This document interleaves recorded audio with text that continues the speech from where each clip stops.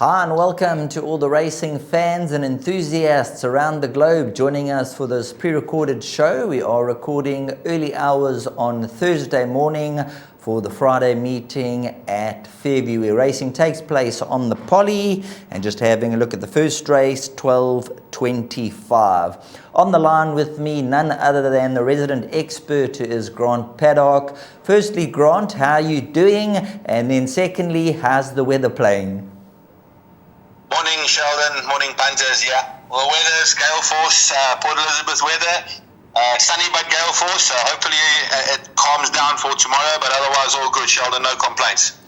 Let's get straight into the business, and that's what the punters needs to know the ins and the outs. And we kick off with the 11-10 favourite, number 9, Concerto, which is your best bet on the card at 11-10. Number 1, Fire Chaser at 3-1, and then number 2, Best Intentions at 7-2. Take it away with number 9, Concerto. Yeah, Sheldon, she's found the right race. She's on the front foot at the moment. She's improving all the time. Very good last run to a horse. I think will win a few races in Port Elizabeth, in Pompeii. Warning, definitely my best bet's on the card. She's picked the right field here. Richard Fourie up, Alan Creef. And she should be chased home by Best Intentions and Fire Chaser. But as I say, bipod banker for me is Concerto, and she should take a power of beating.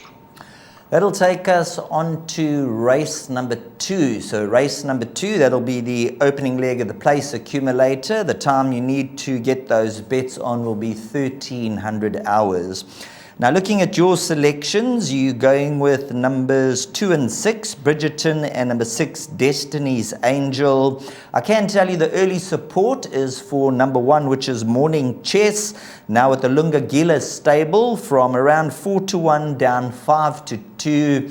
Now, Grant, when this horse Morning Chess was in KwaZulu-Natal, there'd been money for him a few times and quite a bit of talk about his work back home, but he never seemed to bring it to the race course. Are there any rumblings or any word on the ground about Morning Chess? Well, Sheldon, I'm glad you told me about that, because the only horse I've heard of for the whole day is this horse Morning Chess. But he's putting up top work at home, and I see there's been early money for it, but it looks like it's one of his normal things that he has, works well in the mornings and doesn't bring it to races. So we got to have a look at that. I know there is a lot of talk for him in PE. Bridgerton, you know, he's a professional maiden, could have found the right race. And then this horse, Destiny's Angel, I thought was a very big runner as in Cape Town form. He ran in front of a horse called Makachev in Cape Town, and that came out and won first time out here in Port Elizabeth. So if this 1400 is not too sharp for him, I think he's a massive runner. You've got to respect him as well. I went to 2 and the 6, but you're probably going to have to add in the 1 as well, Morning Chess. Moving along to race number 3, this is when the pick 6 players will need to get their bets structured, and obviously looking at the field and the betting. Number 1, Wolfram, Raymond Danielson for the Tara Lang stable, tops the boards at the early time recording at 16-10. Fuji-san, number 5 for the Mitchley stable, so we'll get a word from you about Fuji-san. Muzieni rides at 28-10, and then number 4, Charge Ahead for the Oosthuizen stable, Zetzman Oosthuizen and Richard Fourie, they're trading at around 9-2. And then number 3, Joe Harmon at 5-1. Let's firstly touch on number 5, Fuji-san. You've got a very close relationship with the stable. Second pick on the boards, and certainly a horse that you're including in your selections. Yeah, 100%. I do tip him to win it, Sheldon. He's my pick. He's an improving kind of a horse. No concerns about the distance. The draw's a bit of a concern at 10. He's definitely the Michelin's best runner on the day, and I actually think he'll win this race. A very shallow field, I must be honest with you. Wolfram is holding solid form, but I'm getting concerned. His last 2 runs, coughing. That's always a concern that, that could be bleeding. Charged Ahead, Joe Harmon, they're moderate maidens. So Fuji-san's got a bit of improvement in him, so I think he should win this from the 1, 4 and the 6. That'll take us on to race number 4, so we'll reach the halfway point, and the race number 4 at 14-15. Number 6, Downing 7 is the current favourite. Having a look at the fixed odds department, is trading at 4-1 from an opening call of 9-2. Matsuyama, number 3, is 5-1. Number 4, Euphoric, is out 6 and 7-1 with 13 launch code. And then number 12, Storm Commander, also around 7-1. Let's firstly touch on number 4, Euphoric. Now, this is a horse who's done terrifically well for me. I've always seemed to catch Euphoric on the right day. And when he decides to run on the poly track, he's always a force to be reckoned with, Grant. 100%. You know, he goes down shockingly and comes back a hell of a lot better. I think he's probably better over a mile, Sheldon, as to the 1900. And I think the Stable Companion is the preferred horse here, Downing 7, who's really turned the corner since he's joined Jacques' yard. Turnover of weights is definitely in the favour of Storm Commander. Could be that he's a little bit better on the grass, but he's holding solid poly form as well. Tricky kind of a race though, Sheldon. I went 12, 6, 3 and 13, but you're going to have to add in the 4 and the 11. I know the stable thinks a bit of this horse Peanut, and they're coming out of that virus now, and their horses are running much better. So you can watch that horse, the 11 horse Peanut as well. Right, let's move on to the next event as we jump over the next hurdle, and hopefully everybody safe and soundly through in all of their exotics. Race number 5 is due off at 14:50, so that's the time you need to get your bets on. Having a look at the anti-post betting, they are betting 3-1 the field, so it shows you it's not cut and dried. 3-1 about number 1, Trump My Queen. Number 4 is Turn the Beat Around at 5-1, with number 5, Spirit Princess, and then we have number 2, Illa de Mauricia at 11-2. State of Mind 11-2, United Express 11-2. So Grant, when you look at the betting here, I know you've gone with a 2, 3 and 6. Obviously a horse like Trump My Queen, 61.5 kilograms, Illa de Mauricia 61 kgs, and then a few of them not too far off at the weights here. But I think this is one of those races, when I looked at it, I think you can throw a blanket over the field here. Yeah, it's a very tricky fillies race, this, Sheldon. Not an easy race as well. You saw my selections. I actually went for the 3 horse here, State of Mind. She's been running decent kind of a races. She should enjoy going back up to the mile. Doesn't know how to run a bad race. She's got to be competitive off a nice race. And then United Express now with Richard up. He rode it. He hasn't ridden it before. He ridden it quite a while back actually. And they thought a bit of this filly. She's been running on. And I think she's an improver in a race where you're probably going to have to go the field to survive. It really is a tricky race. I'm a bit concerned, Trump My Queen and Illa de Mauricia, with those heavy weights for the fillies over the mile. So a person can get a result here. I have gone for State of Mind though. Excellent. So you've gone for State of Mind in race number 5 as we move along to race number 6, and just wait for the update with the cell phone and everything here. Race number 6 at 15:25. So the technology, we just got to sometimes pause for that extra second or two. Grant, as you know the story, a 66 handicap over 1,600 meters. Let's have a look here. Your firm first selection is number 3, Path of Choice. Yeah, 100%. The 7-year-old Path of Choice is a new lease in life, I must be honest. He's been running very good races from poor draws. He's now got a 2-draw. Got to be a massive runner. I can't see him missing the first 2. I've got him in my buy pot as a banker.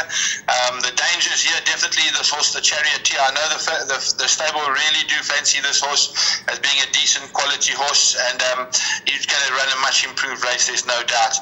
Then you have the likes of Charlie Malone. I see there's been money for it again. There's money for it every time it comes to the course. He's probably cost the boys a bit of time.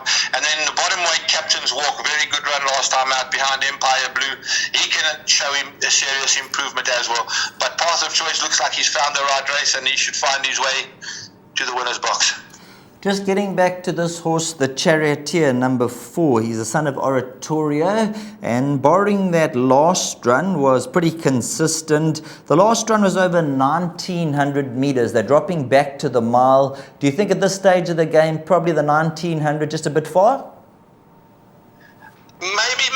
Maybe yes. I probably would agree with that. You know, that run 3.4 off Underworld is a very good run over 1,400 meters, and it was a very good run. So I think he's a massive runner. I see they got the blinkers on him this time. He's definitely the biggest danger to Path of Choice.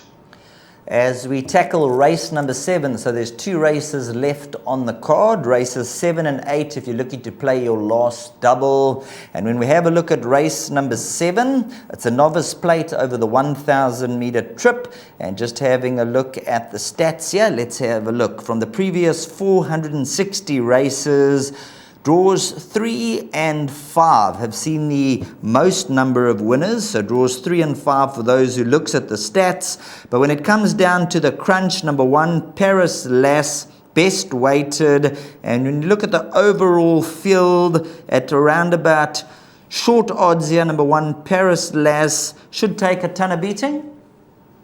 100% Sheldon. This absolutely the perfect race for her, novice plate 1,000. She's actually beaten 3 rocks, and she's come out and run again 1.5 to 3 rocks. 3 rocks got beaten probably a neck in a grade 2 in Cape Town the other day. So very, very hard horse to beat. I think one of those Muzi Yeni armchair rides. Banker pick 6, banker place accumulator, jackpots, the whole shooting match, and very, very strong Paris Lass. If anybody wants to try and take it on with something, probably isn't it Bliss is the biggest danger, but Paris Lass, solid banker on the day.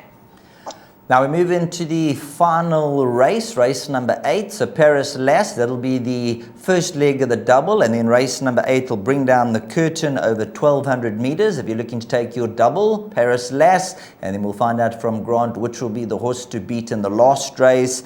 Let's touch on a couple of runners here. Firstly, number 1, which is Cool Winter, which is currently drawn out at 9 out of 10. Richard 3 for the Alan Greef stable. 3-time winner with 3 seconds and 5 thirds from the 26 races to date.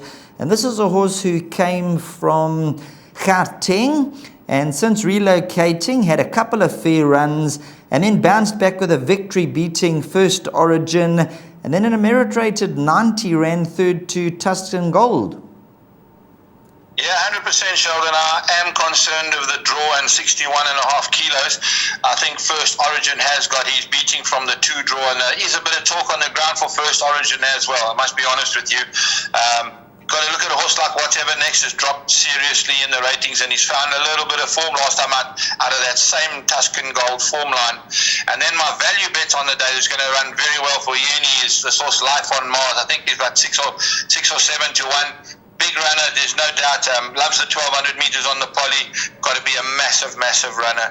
So I've made it 3, 4, 1 and 2. And then it's also coming up in divisions. Not sure how he's going to handle it. Is this horse Timbavati River's really got solid Port Elizabeth form. This is probably his toughest test. Let's see how he goes, but he has to be added into the pick 6.